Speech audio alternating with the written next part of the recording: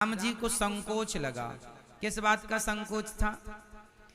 कि रावण तो लंका का राजा है, अभी वो मरा नहीं और मैंने विभीषण का राज्य तिलक कर दिया। विभीषण जी शरण में गए कि राम जी ने उन्हें क्या बना दिया?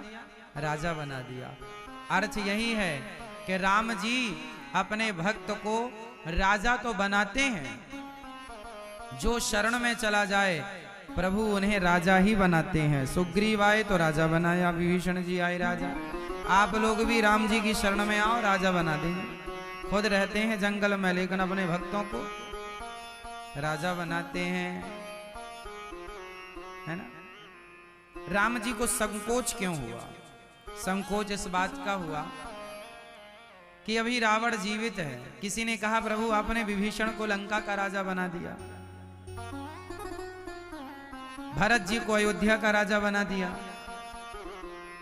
और कल को रावण आपकी शरण में आ जाए कि प्रभु माफ कर दो, तो आप रावण को कहां का राजा बनाएंगे? एक तो आएगा नहीं शरण में, और आ गया तो आपने तो विभीषण को लंका का राजा बना दिया, और कल रावण आ गया हाथ जोड़ते कि क्षमा करो प्रभु, फिर क्या करोगे? राम जी दयालु हैं, बोले रावण यदि मेरी शरण में आ गया तो मैंने विभीषण को लंका का राजा बना दिया है, रावण शरण में आ जाएगा तो उसे मैं अपने वैकुंठ का राजा बना दूंगा। एक बार शरण में आए तो सही। भगवान आखिरी भक्ति क्या है? अंतिम आखिरी रास्ता क्या है? आखिरी रास्ता है समर्पण। जैसे विभीषण ने क्या किया? समर्पित हो गए।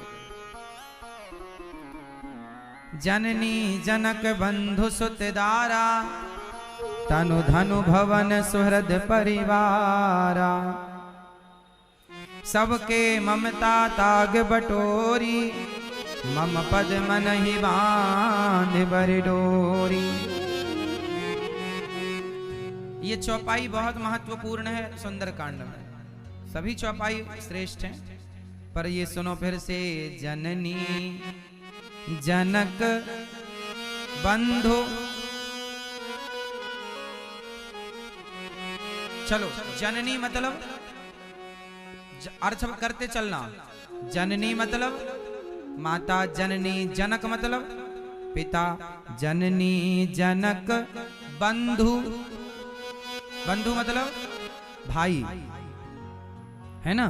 जननी जनक बंधु सुत, सुत मतलब बेटा, जननी जनक बंधु सुत दारा, दारा मतलब पत्नी।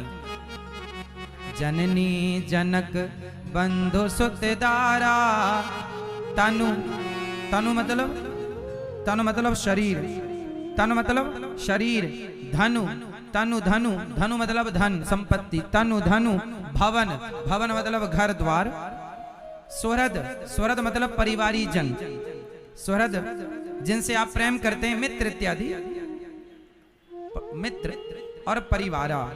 यहां पूरे में गोस्वामी जी ने एक चौपाई में सब गिना दिया। क्या कहा? जननी जनक बंधु सुत दारा, तनु धनु भवन सुहृद परिवारा। अब क्या करना है? गोस्वामी जी ने कहा माता पिता पति पत्नी परिवार बेटा बेटी अड़ोसी पड़ोसी घर द्वार मकान जमीन जायदाद धन संपत्ति सब क्या करो?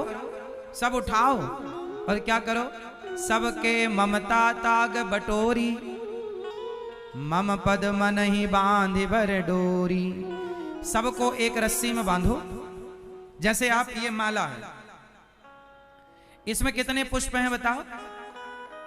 मैं ये बताओ ना मेरी माँ, कितने सारे पुष्प हैं? बहुत सारे हैं ना। बहुत सारे पुष्प तो हैं, पर धागा बहुत सारे नहीं है। धागा एक ही धागा में ये सारे पुष्प गूंथ दिए गए ना, बोलो हाँ या ना। एक धागे में जैसे बहुत सारे पुष्प गूंथ दिए गए हैं, उसी तरह आप भी भक्ति का धागा उठाओ, प्रेम का धागा उठाओ, और उस प्रेम के धागे में जैसे इस पुष्प में, इस धागे में बहुत सारे पुष्प गूंथे गए हैं, उसी तरह प्रेम और भक्ति का धागा लो, और भक्ति के धागे में पत्नी पति बेटा बेटी धन परिवार संपत्ति मेरा तेरा जितना जो कुछ है सब उसमें ऐसे फूलों की तरह सब उस प्रेम और भक्ति के धागे में गूंथ दो। और फिर क्या करो, फिर उस धागे को जिसमें पूरा परिवार गुथा हुआ है वो धागा ले जाके प्रभु के चरणों से बांध दो कि प्रभु अब हम आपके हैं, कुछ भी हमारा नहीं है। तो जितना कुछ है ये जो अभिमान है कि मेरा ये है, वो अभिमान मिट जाएगा। सबके ममता ताग बटोरी, सब बटोरो। बटोर में हाथ रख के बताओ, क्या आप पूर्ण रूप से भगवान के हो पाए? सच्ची बताना, कमी कहां है हम में? हमने ये कमी कर दी कि हम पूर्ण रूप से भगवान के ना हो पाए।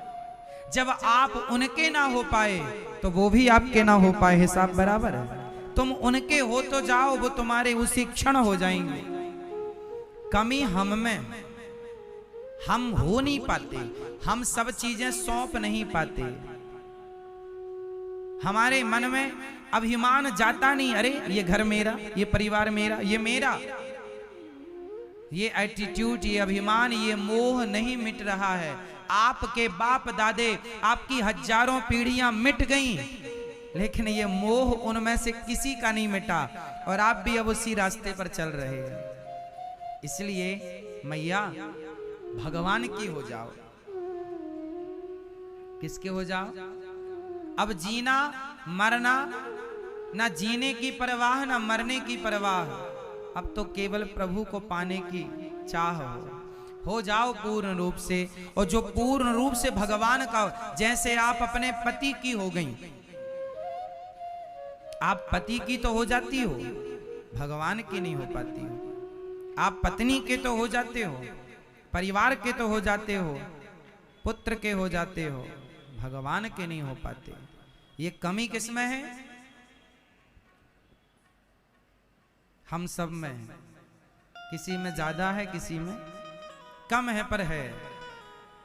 पूर्ण रूप से हो जाओ। जब हो जाएंगे तो मीराबाई हो गई, नरसिंह जी हो गए, प्रहलाद जी, ध्रुव जी हो गए, अर्जुन जी हो गए तो देखो भगवान रथ चलाने लग गए, तुम्हारे ड्राइवर बन जाएंगे। नरसिंह जी का मायरा भरने आ गए, नानी बाई का हो गए ना। बस यही है। एक बार हनुमान जी हो गए। हनुमान जी किसके हो गए? राम जी के हो गए। और ऐसे हो गए कि राम जी सीता के पुत्र, सीता माँ के पुत्र हैं, ये ज्यादा लोग जानते हैं। राम जी के पुत्र हैं, ये ज्यादा लोग जानते हैं। हनुमान जी अंजनी पुत्र हैं, ये बात भी लोग जानते हैं। पर जितनी मात्रा में हनुमान जी की पहचान समर्पित, जितने वो राम जी के चरणों में हैं, राम जी के हो गए। और राम जी के हो गए तो वो सबके हो गए। हनुमान जी किस किस के हैं बताओ? आप में से किस किस के हनुमान जी हैं? जिसके हैं वो हाथ उठाओ। हनुमान जी हमारे हैं। हनुमान जी हम सबके हैं। हनुमान जी हम सबके क्यों हैं? क्योंकि हनुमान जी राम के हो गए। सोचो कि हनुमान जी राम के ना होते तो हम सबके भी ना होते। हम सबका वही हो सकता है, हम सबके दिलों में वही राज कर सकता है जो राम का हो जाए। जैसे हनुमान जी राम के हो गए, वैसे विभीषण राम जी के ना हो पाए। समझिएगा, जैसे हनुमान जी राम के हो गए, वैसे सुग्रीव राम के ना हो पाए। इसलिए हनुमान सम नहीं बड़भागी, नहीं कहूँ राम चरण अनुरागी। समझ रहे हैं? इसलिए गोस्वामी जी ने हनुमान जी को कहा कि जैसे हनुमान जी राम के हो गए, ऐसे सुग्रीव भी ना हो पाए। हाँ या ना? विभीषण भी ना हो पाए। बस यही है ना, जितनी शक्कर डालोगे उतनी मिठास पाओगे, जितने हो जाओगे। द्रौपदी ने, माता द्रौपदी ने जब साड़ी दुशासन खींचने लगा तो माता द्रौपदी ने किसको बुलाया?